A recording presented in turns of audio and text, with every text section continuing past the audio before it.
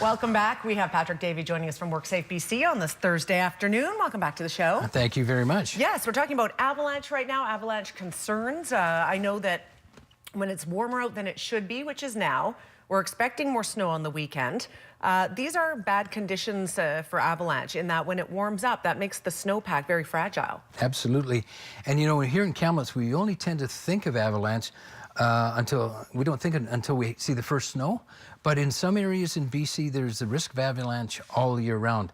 Over the last couple of months, of course, we've heard of numerous issues, accidents, some of them fatal, with recreational users of backcountry. So this could be snowmobilers, a lot of just walking back there. So we know there's a high risk of avalanches back there right now. In fact, Avalanche Canada, one of the main sources of information, has issued a special bulletin about the BC Interior's backcountry.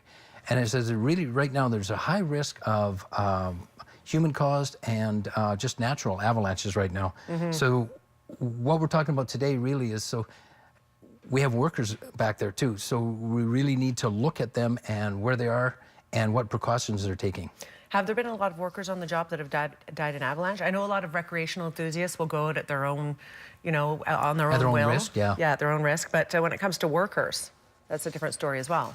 So with recreational users, typically on average, there's 10 people that die in BC because of avalanches. This is recreational. Workers, when we look at the last 20 years, there's been 3 fatals for workers involved with avalanches and over 52 accidents that have been recorded. I've read a lot of these. Some of these have been, people have been involved in going down the hill for hundreds of feet.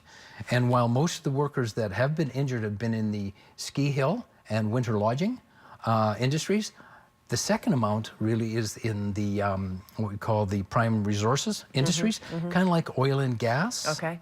And one of the industries we have a lot of around here, forestry. Right, of course. Yeah. How do we know when an avalanche might occur? I mean, obviously the conditions, but when you're out in the backcountry, can you assess where you are and sort of know? Pretty tough. You know, only trained professionals in forecasting can do that. But even identifying when avalanche season starts and ends is tough. According to Avalanche Canada, the deadliest month for snowmobilers out in the backcountry avalanches is March. So really things can change daily, even by the hour. And because of certain characteristics, snow depth, terrain, weather conditions, it's hard to tell. But Avalanche Canada also has a daily report that can give you, really update you on the avalanche hazards in specific areas.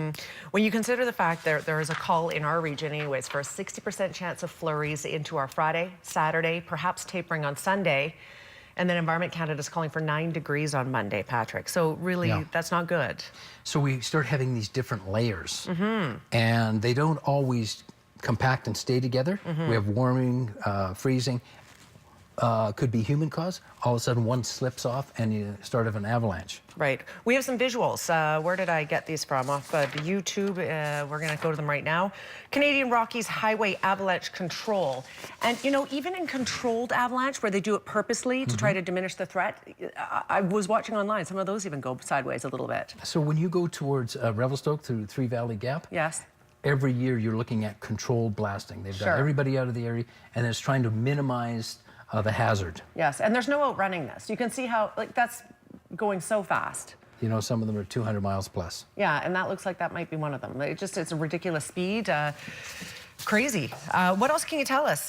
What are the steps that employers should be taking for workers that are in the backcountry? So by regulation, the employers are required to ensure safe workplaces. So when we talk about avalanches, it's about minimizing the workers' exposure to the avalanche hazard. So if you've identified hazards, avalanche hazards in the area, really you need to implement controls. And one of them could be safety program, safety plans. Now workers' responsibilities are to follow your employer's policies and work procedures. And also if you see something unsafe, to tell your supervisor. Now there are 4 tiers we look at when we talk about hazard control management. So when we talk about avalanches and controlling, the 4 tiers really, the first one, administrative controls. Take a look at what just happened there. Administrative controls is work procedures. If you had a hazard like that, scheduling would be, do you need to go in that area this week? Can we arrange to go someplace else? That's the work scheduling. Procedural control, again, it goes back to the plan or the safety program, which could include specialized training, tools, and work procedures. Avalanche control, we just saw an example of that, and that's under controlled conditions, knowing where those specific avalanche hazards are and using explosives. And finally, we look at engineering controls, and we've all seen them. If you've ever driven from Kamloops to Calgary or even on the coast down to Vancouver, you've seen them. You've seen the barriers, the avalanche barriers. You've seen the structures, snow shed. So they're all out there around us right now. So there are different ways of controlling it. Okay. We are out of time. I really appreciate you talking about this. It's very timely. And as mentioned, it sounds like the most risky time of the year is yet to come for the season. Right. March, apparently, is the worst time. I'm assuming because of the warm-up of temperatures. That's a big part of that. But we are seeing warming temperatures as we get through the weekend as well. So if you would like to learn more about this topic, you can certainly go to WorkSafeBC.com. We're back after a quick break. Stay with us.